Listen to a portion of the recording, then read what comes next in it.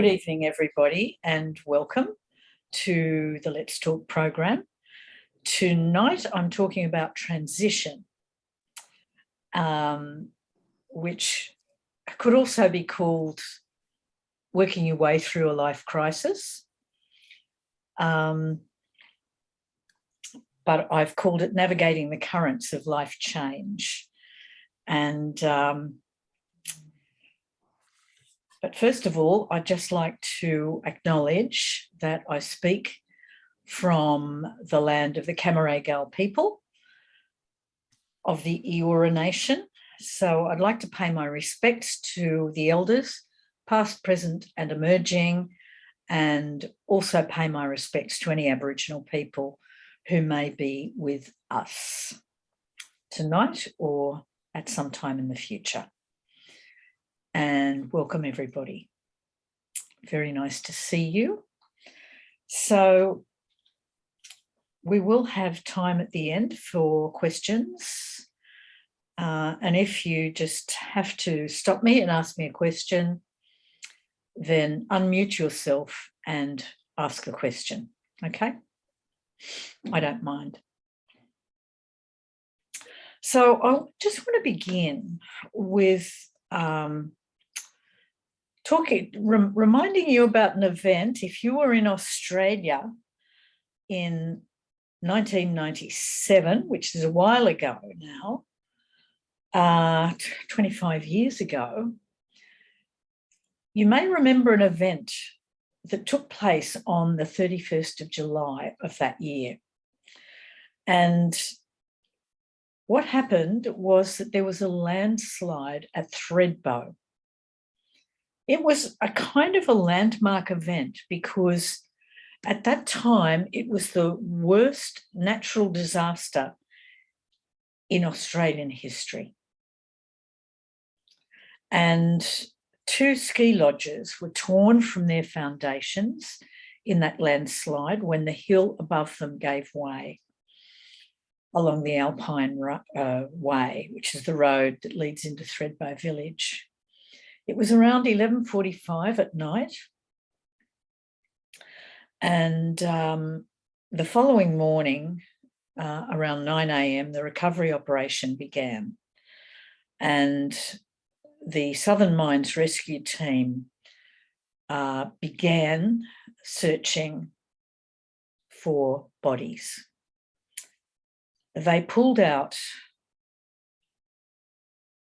They began pulling out bodies, and they were bodies. None of them were alive. And they were using these person locators which enable them to search underneath concrete and masses of rubble. And so that was on a Thursday, the landslide was on a Thursday. And the following Saturday, which was the 3rd of August, at 5:37 in the morning, they heard the voice of a ski instructor, Stuart Diver. He was a 27-year-old. And his voice was detected. It seemed like a miracle. I'm sure you would remember it. Linda, do you remember it? Yeah. I do. Right. It was unforgettable as far as I'm concerned, that event, because there was almost everyone had given up hope of anybody surviving. And he was the sole survivor. So he'd been lying in bed beside his wife, Sally, when the landslide hit, and a huge slab of concrete had come down on top of them. And his wife had been pinned beneath the concrete slab, and she had drowned. Stuart Diver was also buried under pinned under the concrete slab that was burying them, and But he had a pocket of air, and he floated in and out of consciousness over those 4 days until he was rescued. The final death toll at that event was 18. And I'm sure that any Australian or anyone in this country who was old enough to remember that event would probably never forget it. In the aftermath, Stuart Diver was interviewed, and he had quite a lot to say. And I'm using Stuart Diver as an example for a transition that may be caused for reasons completely removed from the self. It's not something he set in motion. It was set in motion by an external crisis, which threw him into an internal crisis. And the rescuers, the police, everybody said it was an absolute miracle that he survived. In part, it was due to his fitness. And I don't know if any of you remember what he said after he was rescued. Do you remember he said what saved him? Do any of you remember what he said saved him? No. Well, what he said saved him was anger. He had no idea what had happened, obviously. I mean, there they are in bed, and suddenly they're lying in frozen water, freezing water with a huge concrete slab on top of them. They're pinned, they cannot move. And he felt angry. He felt, for him, there was an enemy, and he was determined to beat the enemy. He was determined to survive, and he was so angry with what he saw as the enemy, whatever had caused this to happen. And he didn't let go of his wife's hand for all of that time, in the hope of keeping her alive. And so this is transition. He was thrown into a massive transition. He said there were many times during those 4 days when he wanted to die. He thought about dying because he thought his wife probably was dead, and he couldn't, they hadn't been married that long. They were young. I mean, he was only 27. And so he had to make a decision to live. He said it would have been so easy to die. All he had to do, he was holding his head up, his neck and head up out of the water. Otherwise, he would have drowned. Can you imagine holding your neck and your head up from that lying down position for all that time in those conditions? It's quite miraculous that he was able to do it. And but it was his determination to live so he could get whoever had done this to them. And so we would say that the moment of transition is because transition is a strange thing. Transition can happen years, months or days or weeks or seconds, maybe minutes before I actually put that change into action. Stuart Divers was very immediate, a very, very immediate transition. His decision was about living or dying. Because as he said, it would have been so easy. So easy. All he had to do was turn his mouth to the side, drop his head, and he was going to drown. And so we would say that transition is when we shift from the known into the unknown. And the mind, all the mind knows is our past.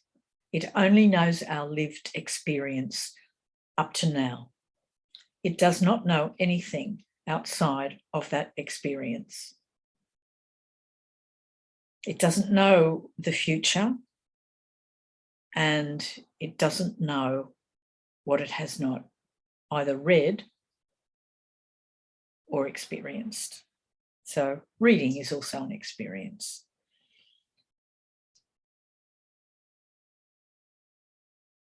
So this is how transition begins.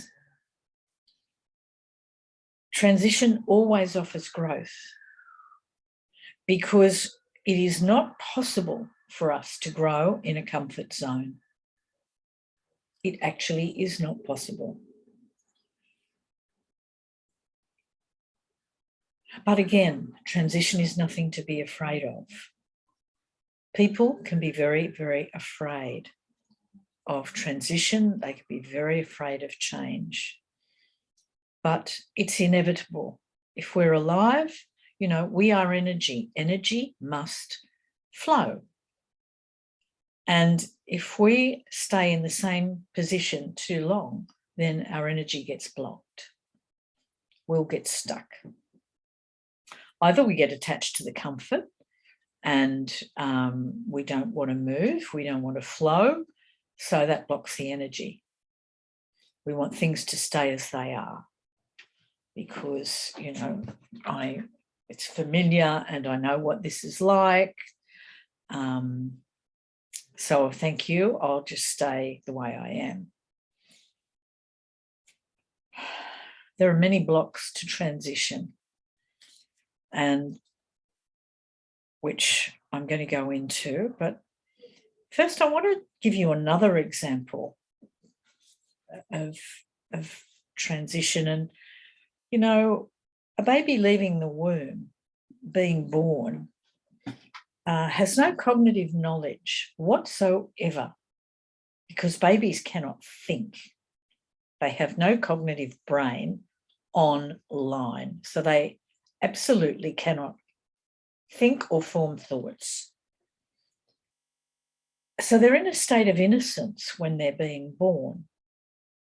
They have no cognitive knowledge of the process, but when they are born, when they come out of the womb, they instinctively will take their first breath.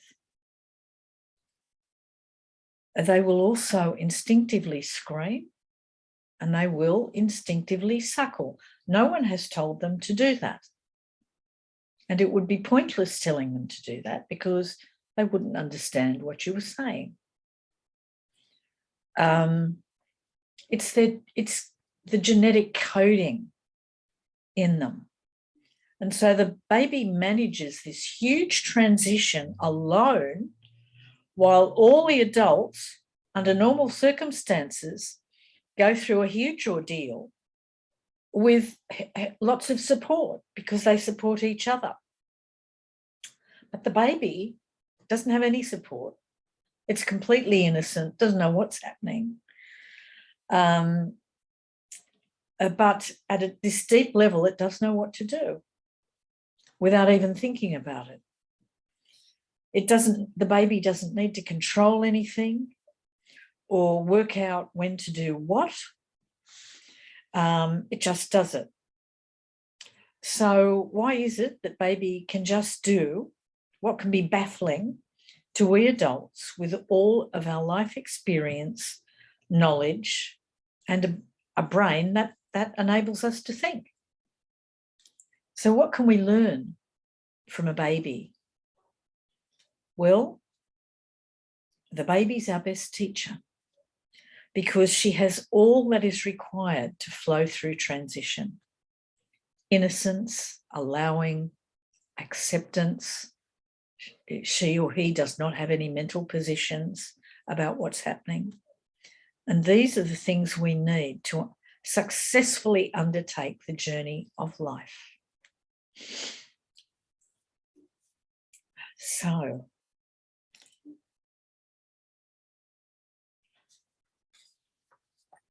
life involves lots of transitions. We will go through lots of them without even knowing cognitively that we're going through a transition. Babies don't know that. Even as they're growing, going through their developmental stages, they don't cognitively know that they're going through they're meeting their milestones and going through developmental challenges. But the moment a baby begins to crawl, they're going to end up walking, and they're going to try and pull themselves up and stand up. And no matter how often they fall over, they are not going to give up. They're going to not get defeated or experience a loss of self-esteem because they keep falling over. They will keep trying until they master the art of being on their feet and moving. So I want to tell you another little story, actually, because transition the way transition begins can be a little unanticipated. And I want to talk to you about Dr. Patricia Brennan, who you may or may not remember. She, as the late Patricia Brennan, because she died some years ago. She was an amazing woman. Now, something happened to her in 1976. I interviewed her for a book I was writing, and she told me about this experience that happened to her in 1976.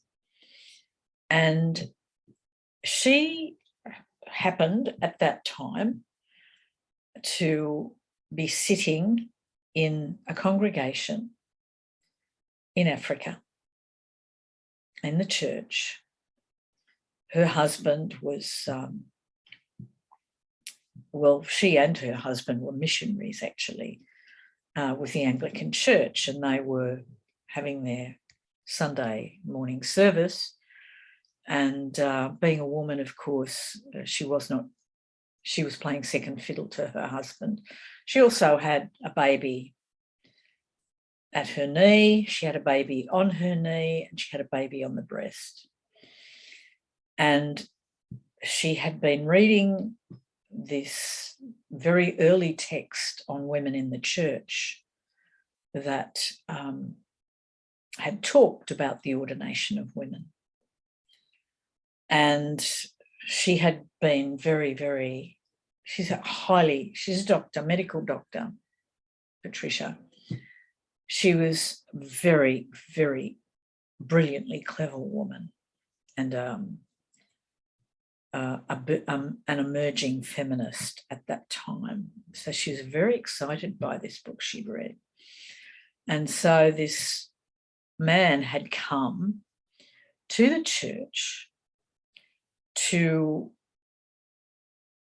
speak to the congregation and tell them what was happening at Synod in Australia. And so he said that he had been chosen to be leader of a discussion on the ordination of women.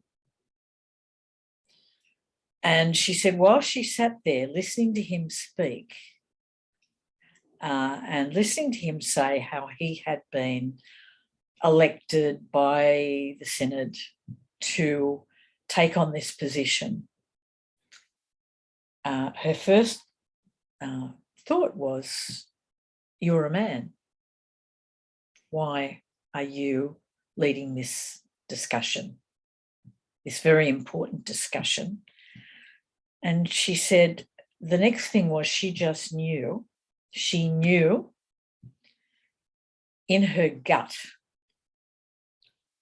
that she was going to take his place.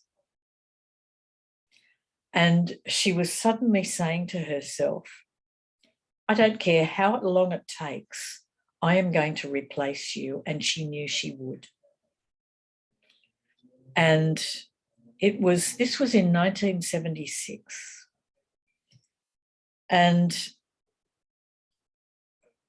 she and her husband had come back to Australia, had been recalled, and she had somehow managed to get herself against all the odds onto the committee that in 1985 was discussing still the ordination of women. So this discussion's been going since 1976.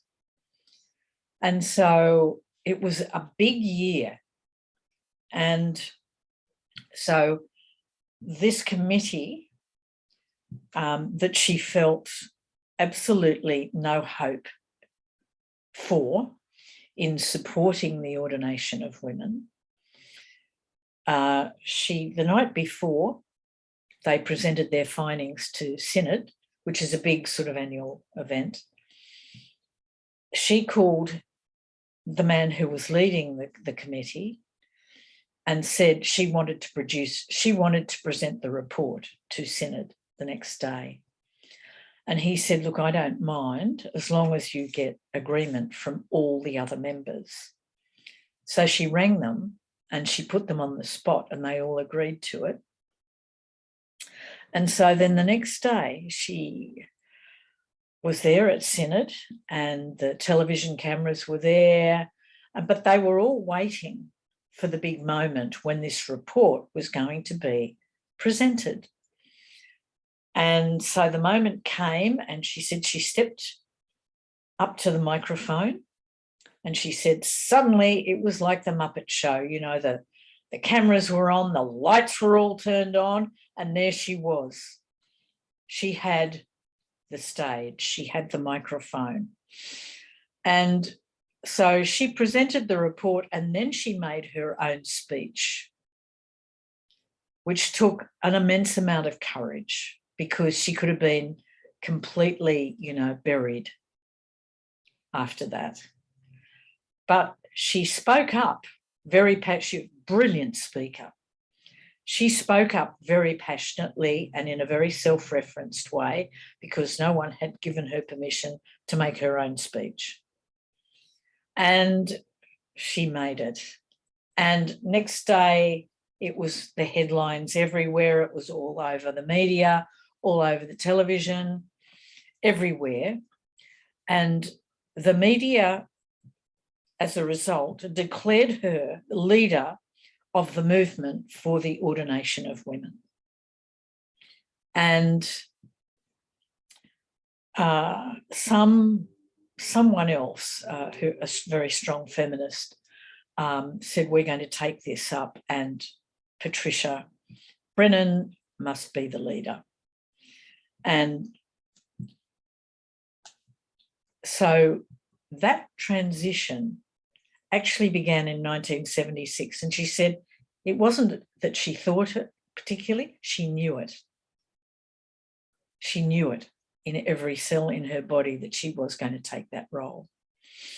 And it took another 8 years for that to be realised.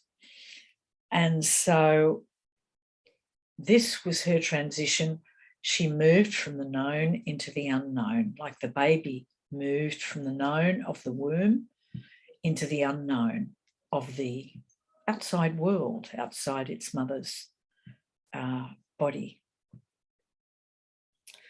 And so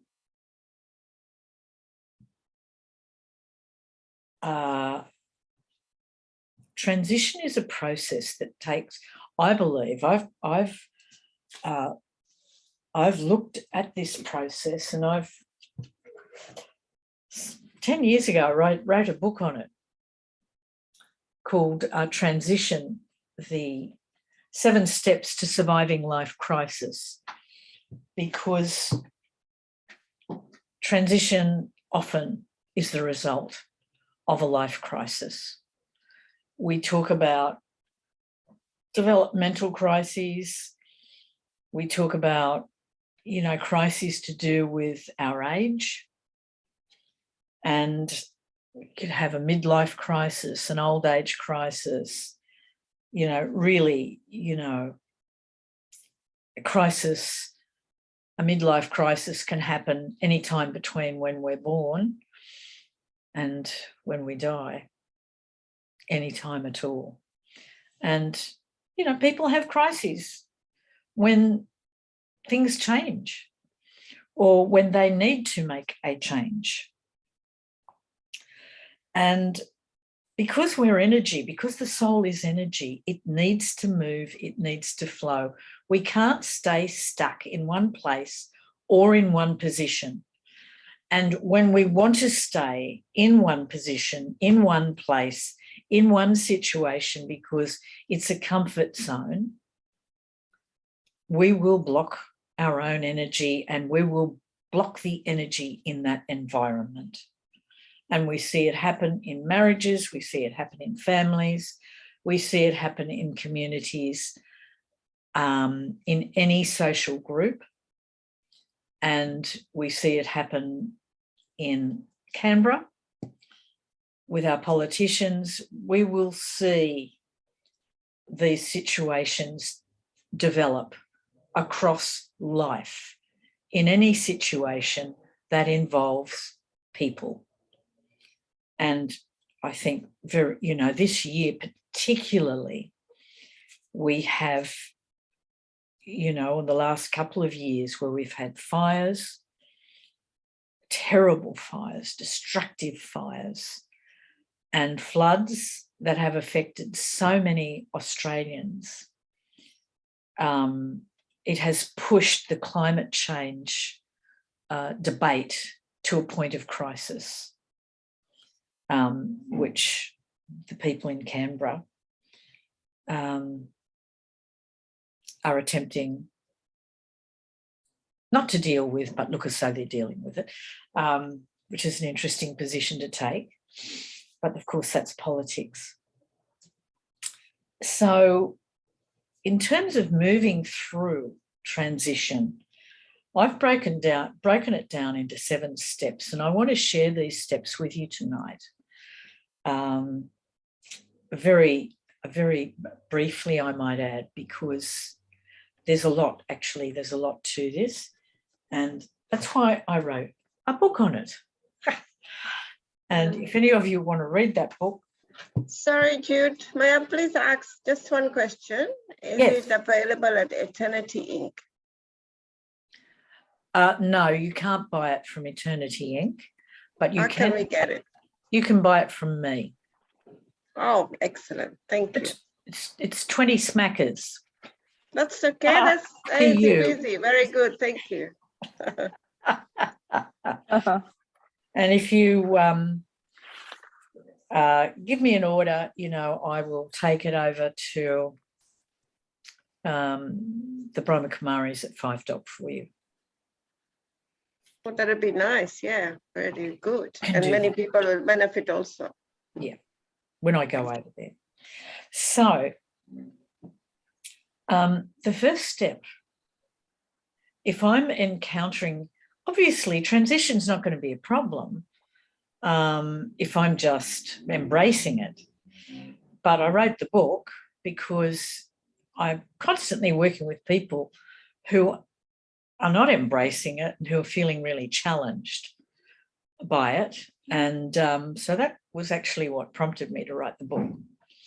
So the first step is that I need to identify being stuck. I need to actually identify that I am stuck. And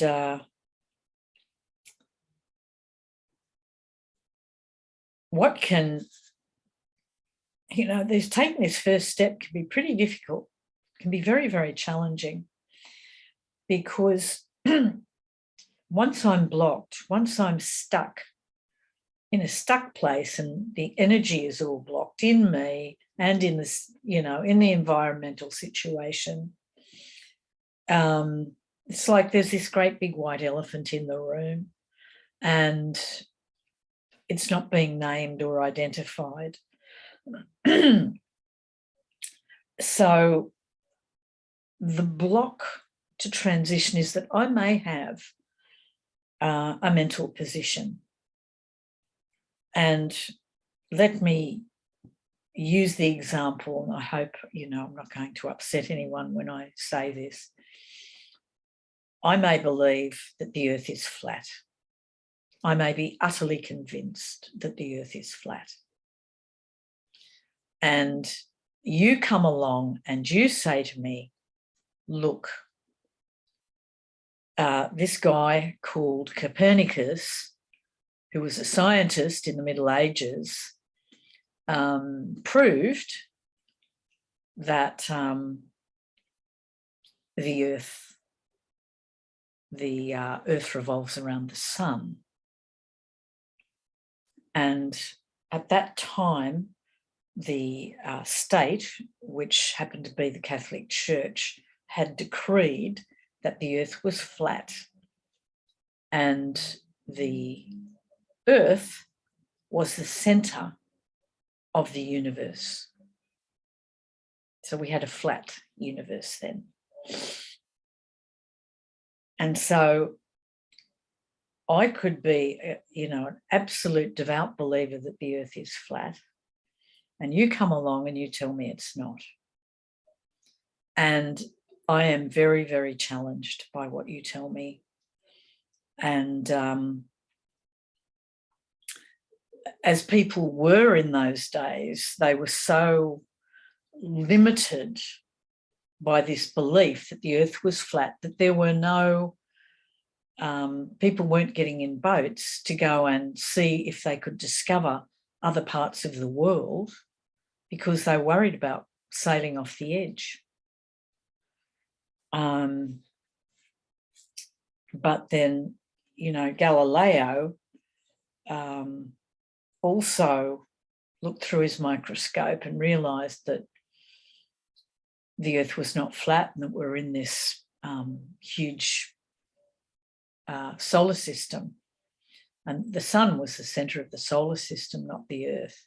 And he spoke out about it. And he was told that the state would have his head for saying that. So he was offered that he could either recant or have his head chopped off. So he recanted. And eventually somebody jumped in a boat and said, I think this is all ridiculous. And they started sailing around the world and discovered that they actually got right around the world and hadn't fallen off the edge. And that was a huge turning point because the church could no longer remain in denial. So a mental position, I'm calling this a mental position. I believe the earth is flat. That is a mental position. And of course it blocks all this energy because then, I'm too afraid to go sailing in case I fall off the edge. And I threaten to cut anyone's head off if they disagree with me. What that is about, really, who knows? But so a mental position, very, very powerful belief in something will block my ability to go through transition. The other thing that may block my willingness to go into transition is a thing that I'm going to call secondary gains. And so we may need to revisit the past in order to really understand our context and move forward. And it may involve a whole lot of examining a morass of unfinished business. You know, someone's stuck in an unhappy, very unhappy marriage. Say they're in an abusive relationship, they're desperately unhappy, but they're unable to find their way out. They're unable to find the door to leave that relationship. And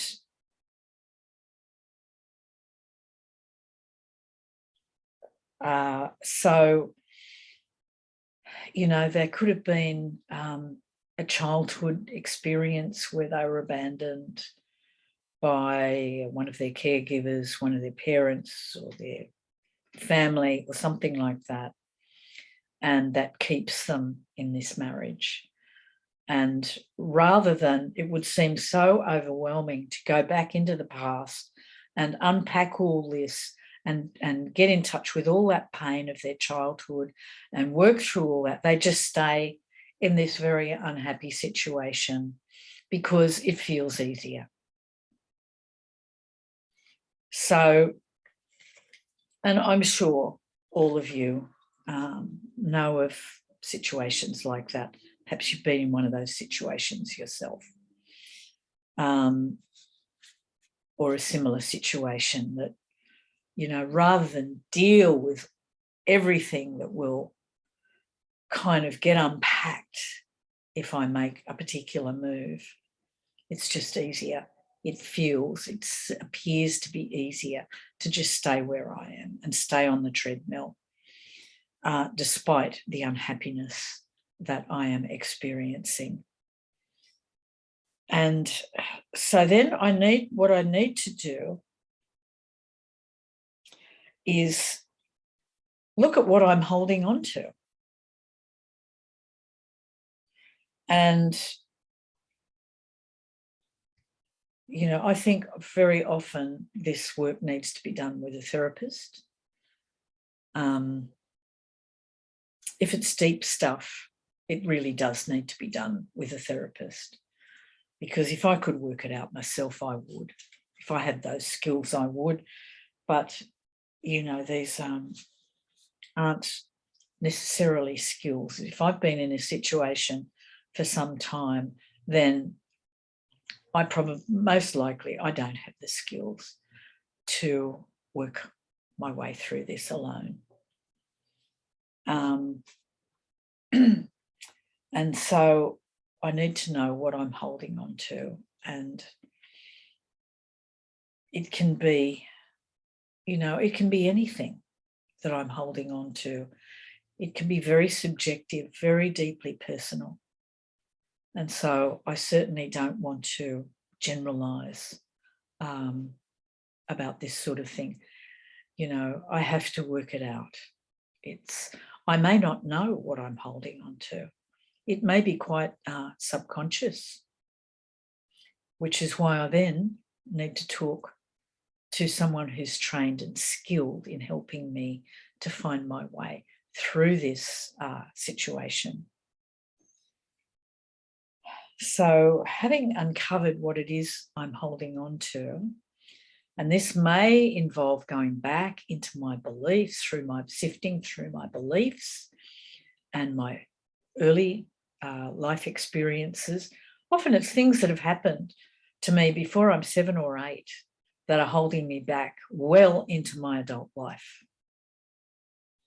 You know, and I may have acquired a belief at some point along the way there as a kid that I'm hopeless or I'm useless or I'm not effective. You know, and it's really important to go into these beliefs and unpack them and see them for what they really are, which is somebody else's opinion of me, which is ultimately going to be a projection from that adult person. It's about them. It's not even about me. And so that's why it's important to go back and unpack. And so when I've done that, I can take the third step and look at what are the secondary gains of being stuck and of holding on. Because this can be a huge factor in keeping me stuck like glue, concreted in to that situation. And in my profession, we call it the secondary gains. And this is the payoff for me in staying there. And I need to really uncover for myself what that payoff is, because it will be there. I wouldn't be stuck in an unpleasant situation unless I'm getting something out of it. So I need to find out and work out what that is. And, you know, blocked energy manifests in many ways. And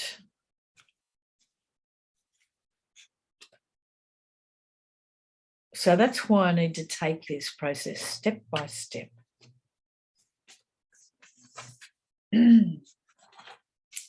Now, with step 2, we'd say that diagnosis is half the cure. Of course, our next step is to realise which area of life I'm stuck in, and, you know, the first step, identifying I am stuck, what I'm holding on to in the second step, and then working out what to do about it, what the payoff is in being stuck, working out what to do about it. I can look at the solutions I've already tried to get out of this situation or to resolve this situation. It's important, you know, list them. That's what I suggest for people. List all the solutions you've tried and the result of those solutions. And if they have failed, do you want to go back and try them again? Because if that's what you need to do, then go and do it.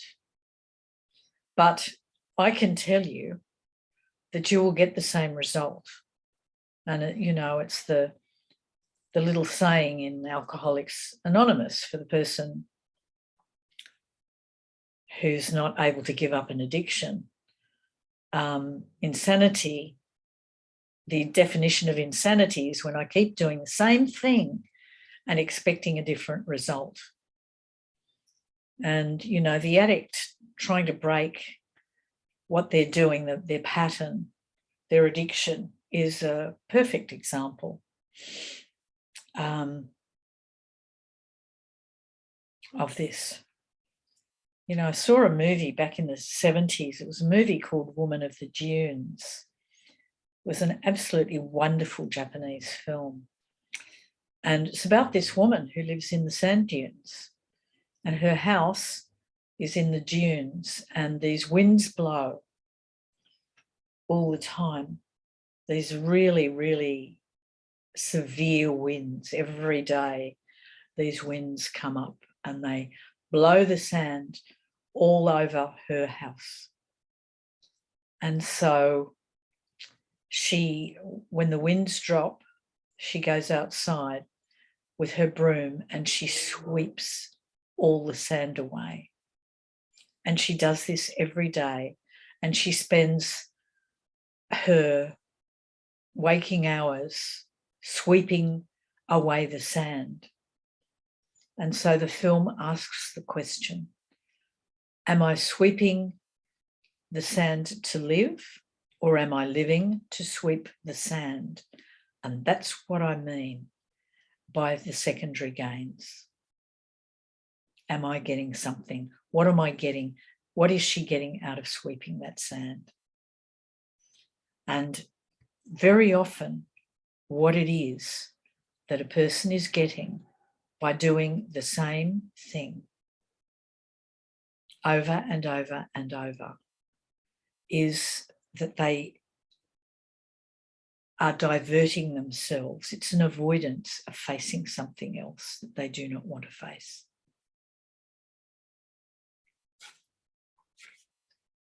And so it's called self-sabotage.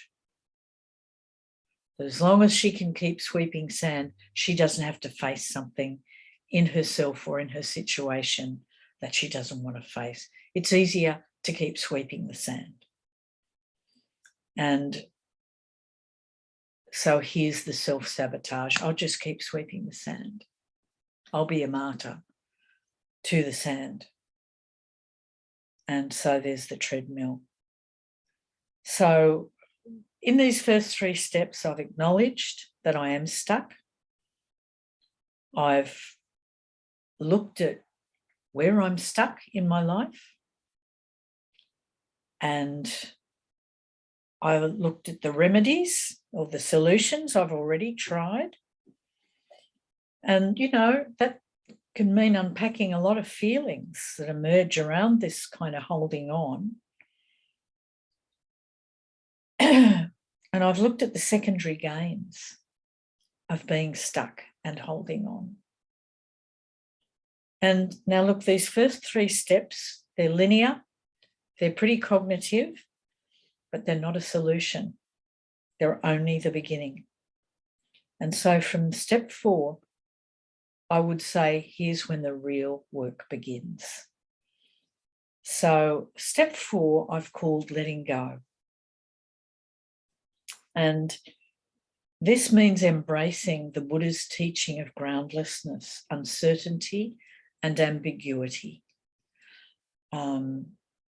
Because the reality of life that Buddha realized was that life involves groundlessness, uncertainty, and ambiguity. So in other words, there really is no ground under our feet, except that which we imagine to be there.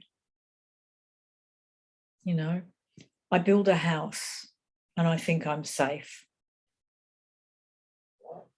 But then a flood comes along, a fire comes along, or, you know, a truck leaves the road and crashes into my house and the house has had it.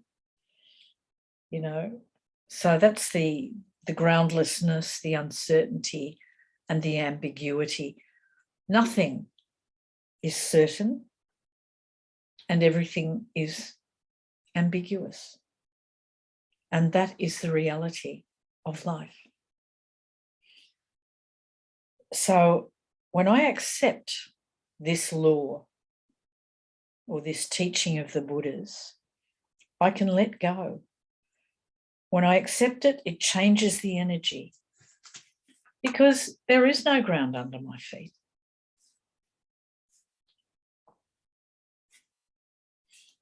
Will your job, your house, your super, your investments, your marriage, your children, family, friends, whatever it is, always be there for you?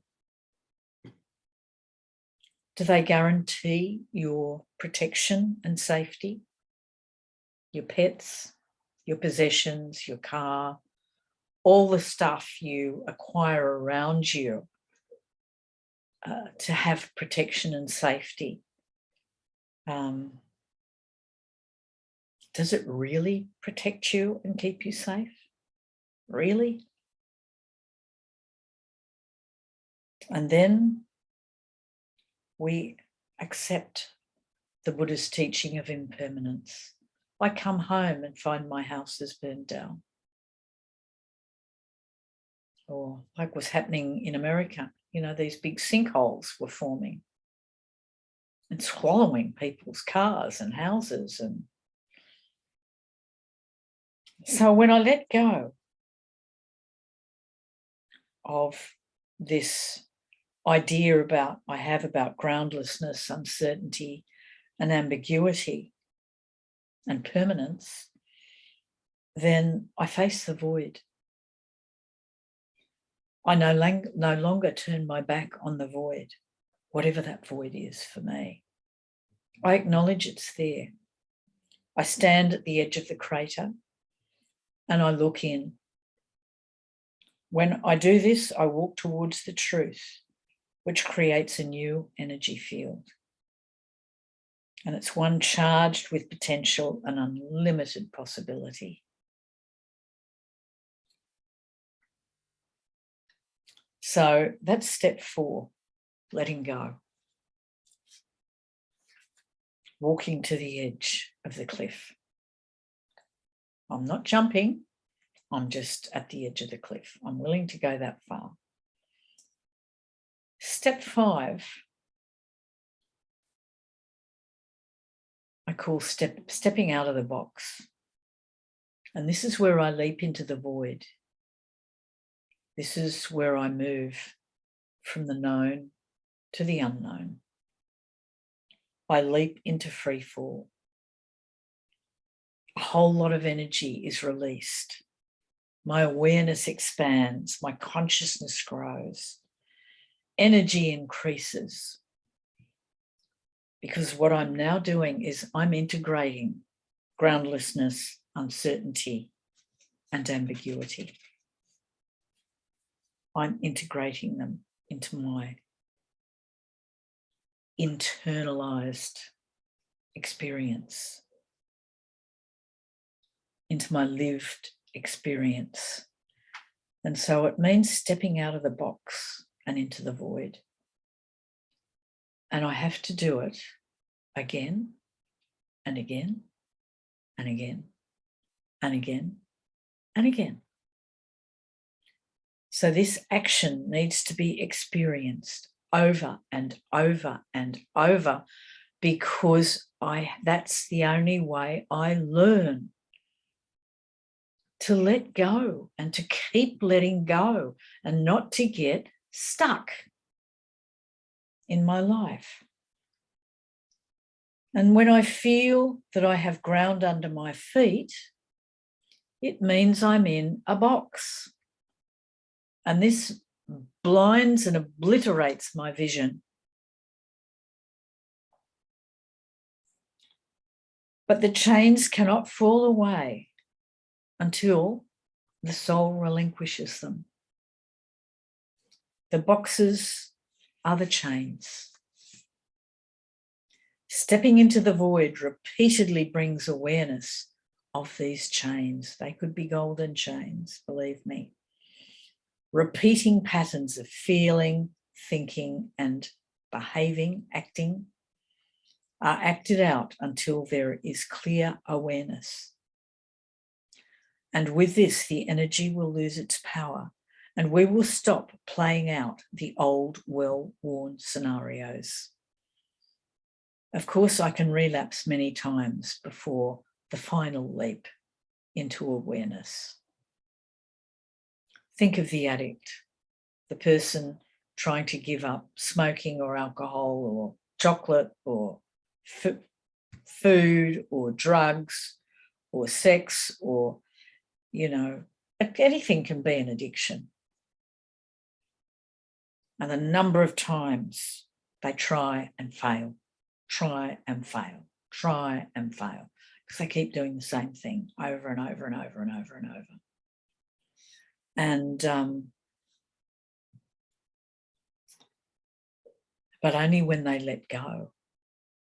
I mean, I did this when I quit smoking. I was trying to quit smoking for 4 years, but I'd quit and then I'd pick up again. And if you keep picking up, then you're never going to be quit. And so then I had to do something different. And I had to replace picking up with doing something different. So instead of picking up, I let go of my ego and I went to a 12-step program called Smokers Anonymous. And lo and behold, after my first meeting, I quit.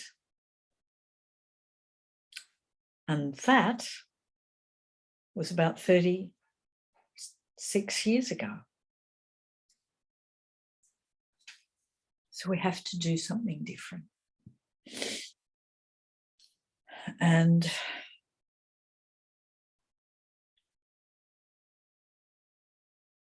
So until I let go, the energy will remain blocked. But when I let go, the energy is free and I can see with this new vision, and then I have to let go of the chains. And so I relapsed many times before my final leap into awareness. You know, go to a meeting for addicted smokers and wow, what a difference. That brought the change. And step six is what happens when I step out of the box. By going to that meeting, letting go of the cigarettes, committing to a program that really worked for me in helping me to let go of my addiction. I woke up. And when I step out of the box, and that was, I went to a meeting, I did something different.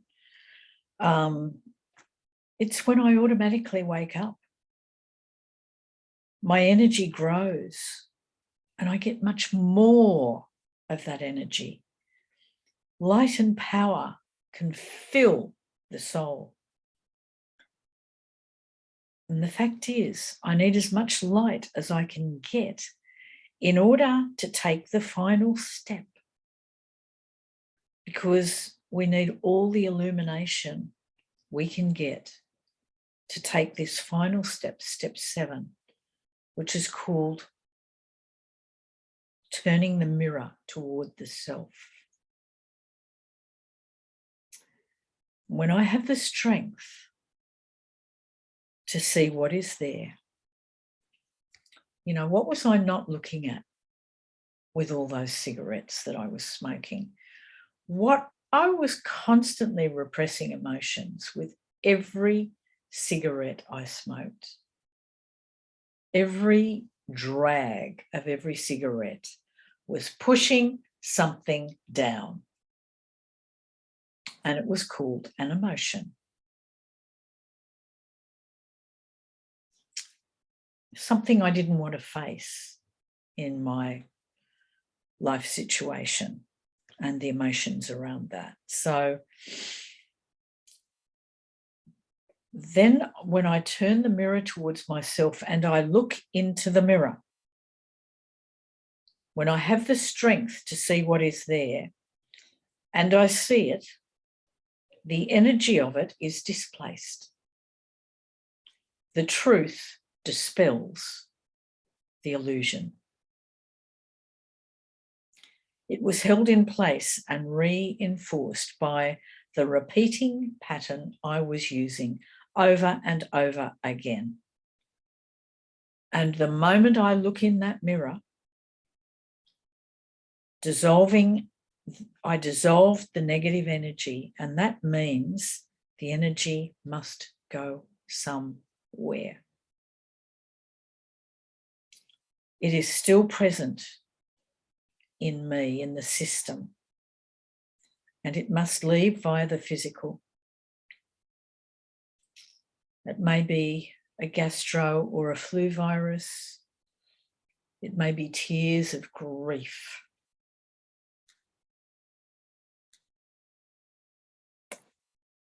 And which are the result of what was making me sick. And in leaving, it will manifest somewhere in the physical dimension. Things have to leave at the level, the physical level, after I've worked out the emotional and the spiritual. They will leave. That energy has to leave at a physical level.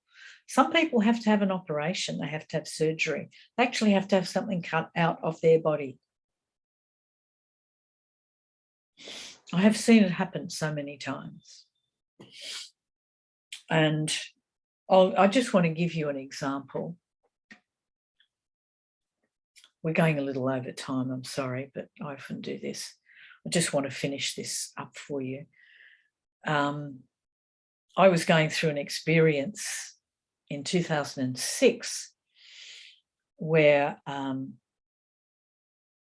my mother had had a really serious fall in the house, and she'd fractured her pelvis in 5 places, and she was in hospital, and she's in just a terrible, terrible state. She was 91, and none of us expected her to live.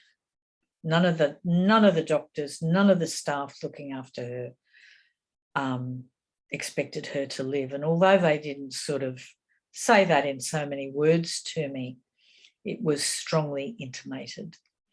And I myself felt that what had happened was just too much for her, because old people are fragile, and they, a fall like that will kill them. I mean, that's the reality. And I knew that. I was very aware of that. And I was grieving.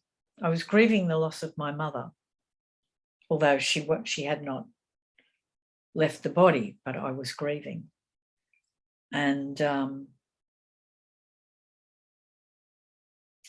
it was months later, and I'd been grieving for months, and it was very painful.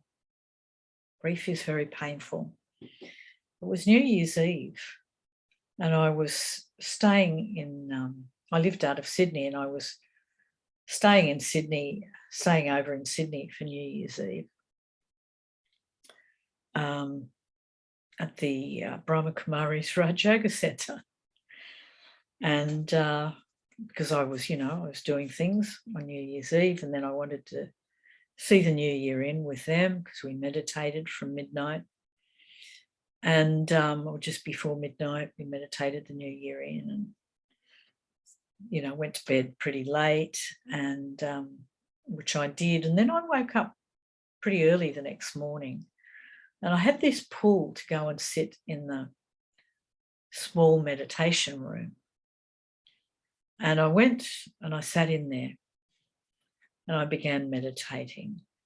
And after a while, I felt this grief come up yet again. And I just was forming this question in my meditation. What is my grief really about?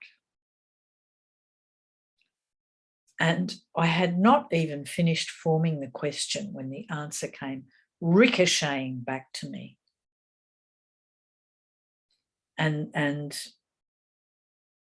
what I was receiving very clearly, I was being told that these words, daughter guilt. Now, we all know about mother guilt, but I didn't know about daughter guilt. And in that moment that these words came ricocheting at me, I instantly experienced all my daughter guilt, that I should have been able to protect my mother from this, and it was my fault, and whatever.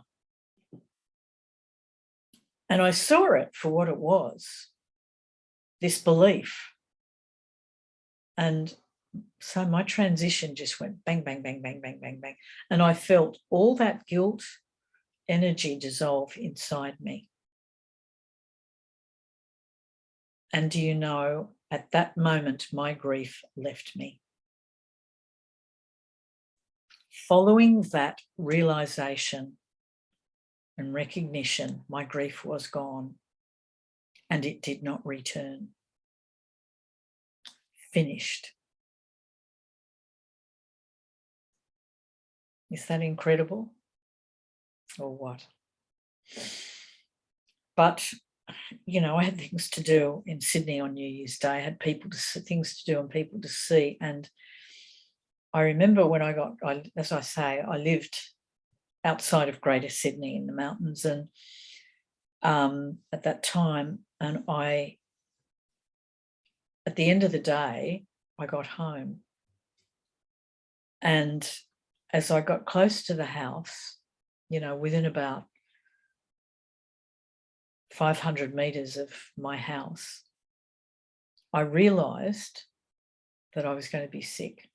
Now, that is not me. You know, I'm not a person who throws up. But I realised that something was happening in my body that I had absolutely no control over. And I just, you know, I remember pulling in to my house and leaping out of the car and rushing inside and just making it.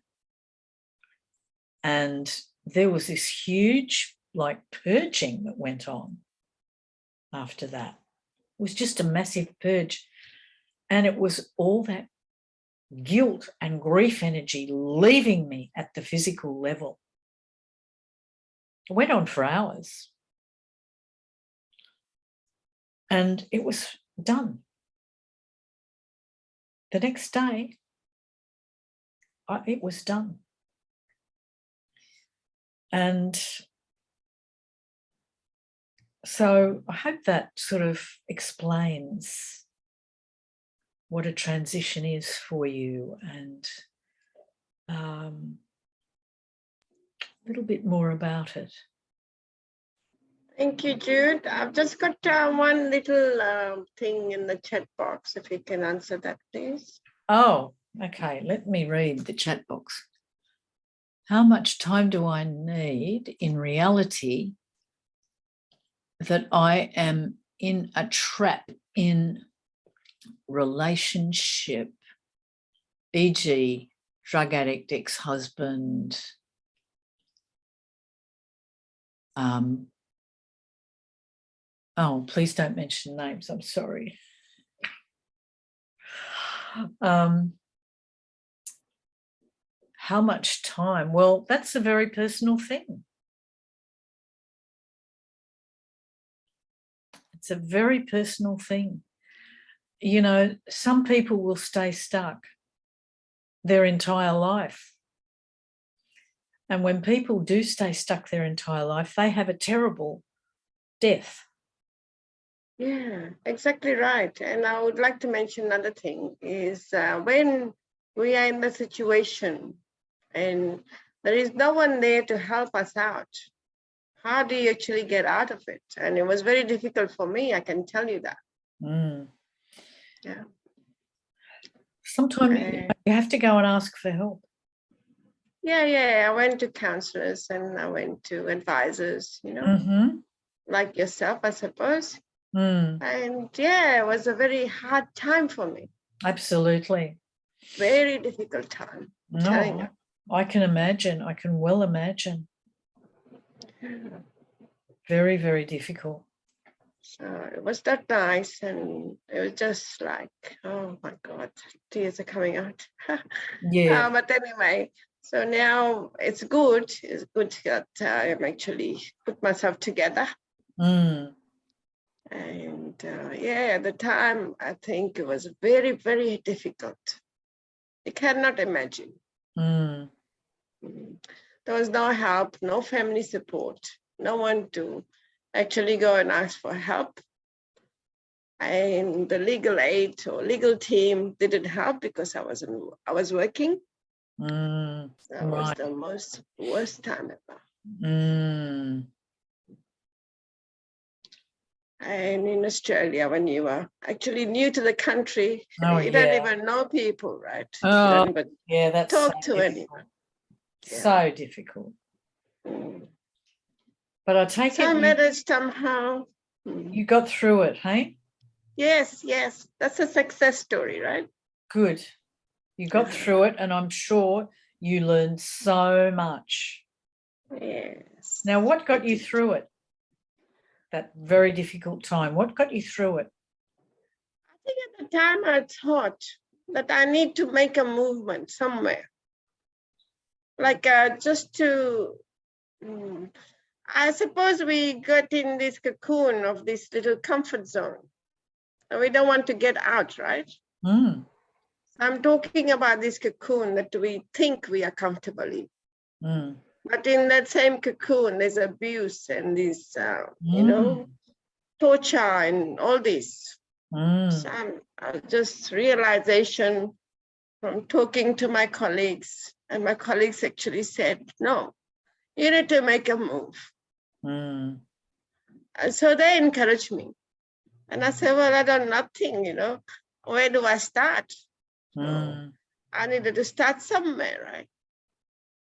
And it just so happened that I actually started from, DVO first, eh? So DVO first and other things followed. And then I got my, So tell me, life. what was it that got you through?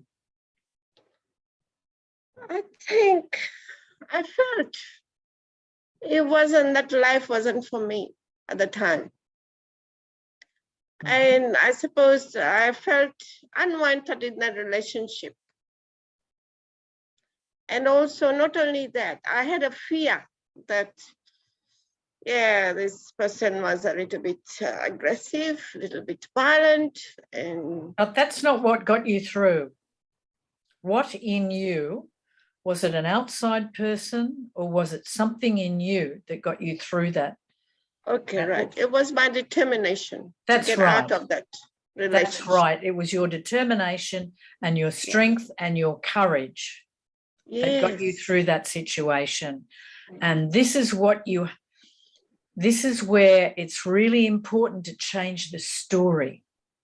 Yes. To change the story of you being a victim of a horrible, abusive person. Yes.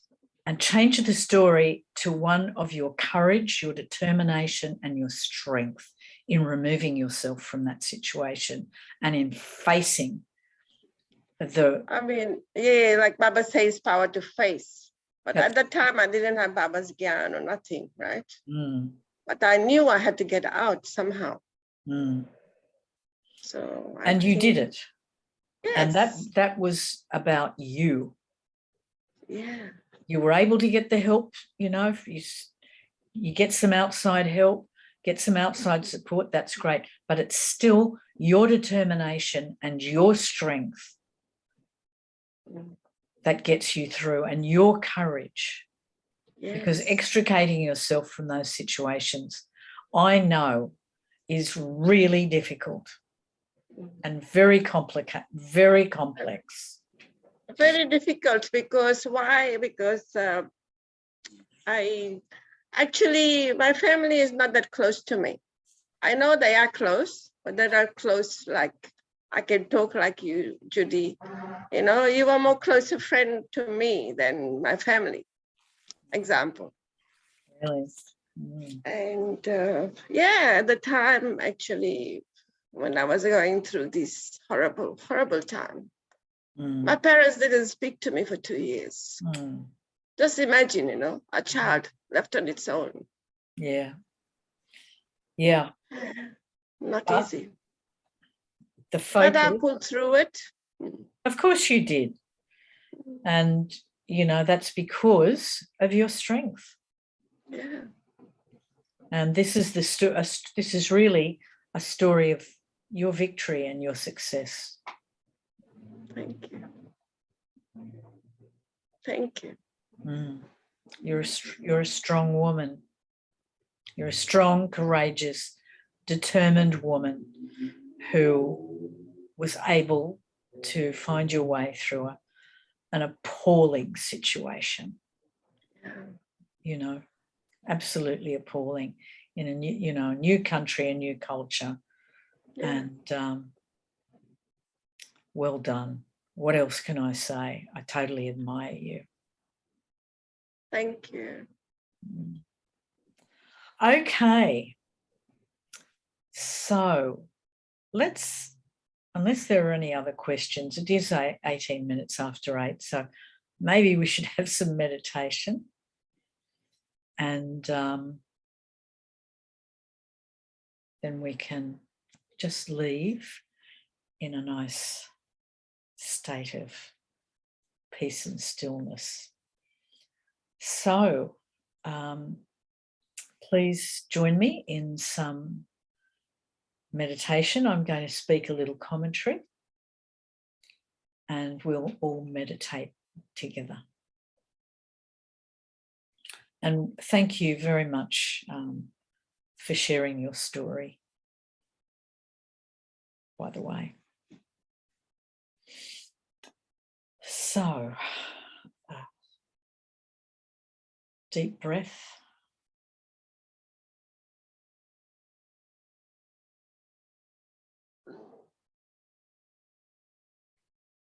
And I bring my awareness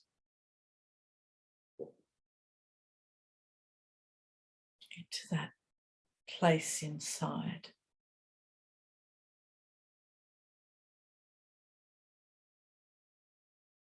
That safe place inside that I have come to know.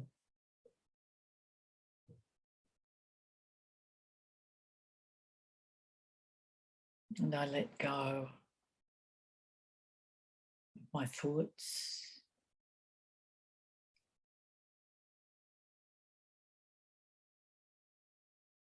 of my emotions. And I find the stillness and peace in that deep place that exists within.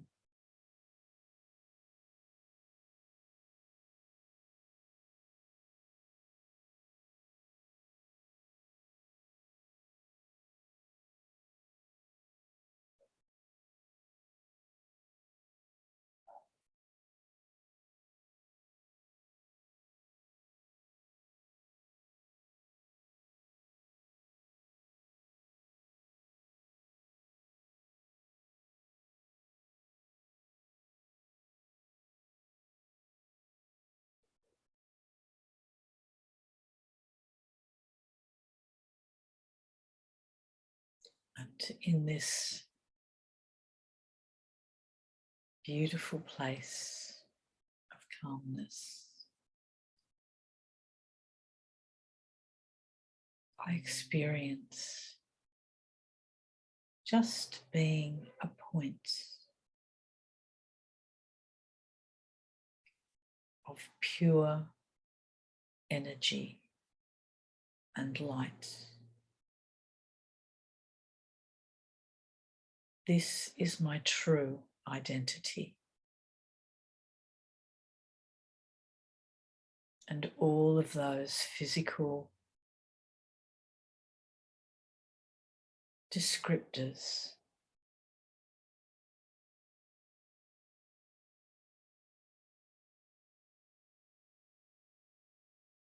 become irrelevant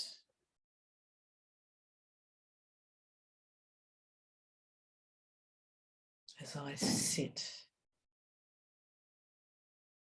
very, very peacefully,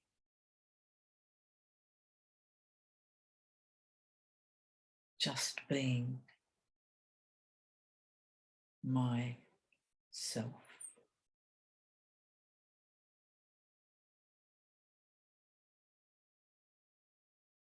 And in this place, I'm free of all the stories,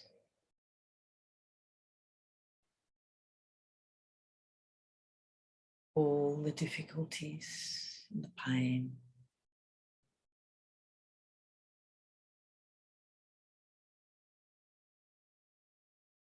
that may have once trapped me, all the situations, the lies, the deceptions, and the ways in which I have deceived myself. I see through all of that in this consciousness of the true self, the point of light, the point of pure serenity and consciousness.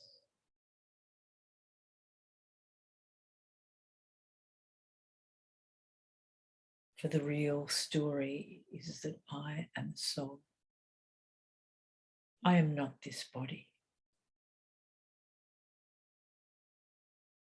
I am not what others think of me.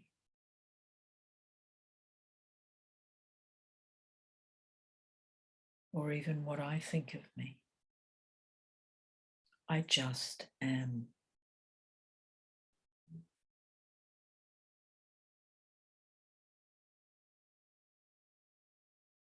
And when I am myself,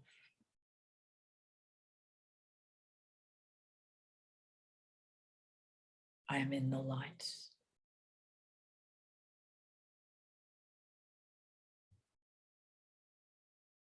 And when I am not, when I move slightly away from that true identity, I move into the darkness and I am not myself.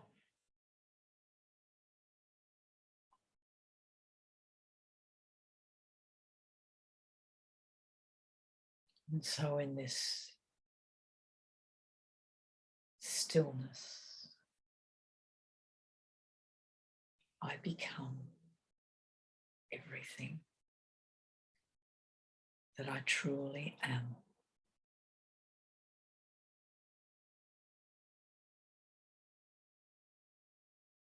Filled with greatness, with purity, with love and bliss and understanding.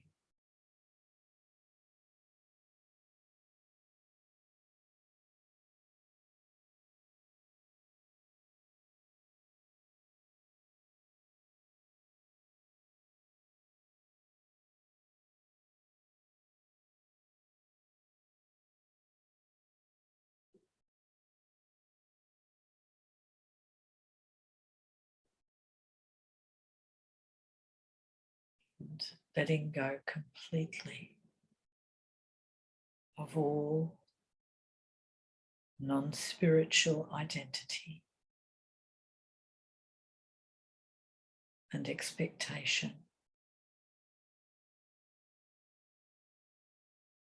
of others and of life is my greatest transition.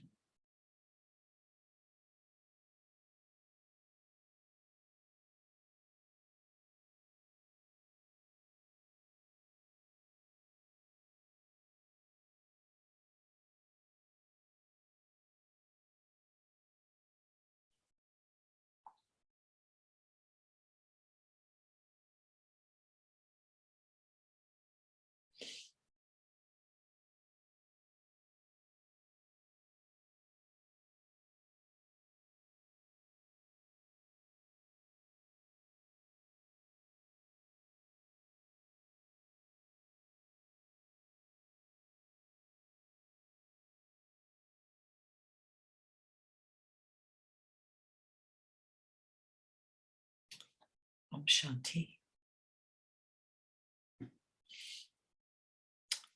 So thanks for being here, everyone.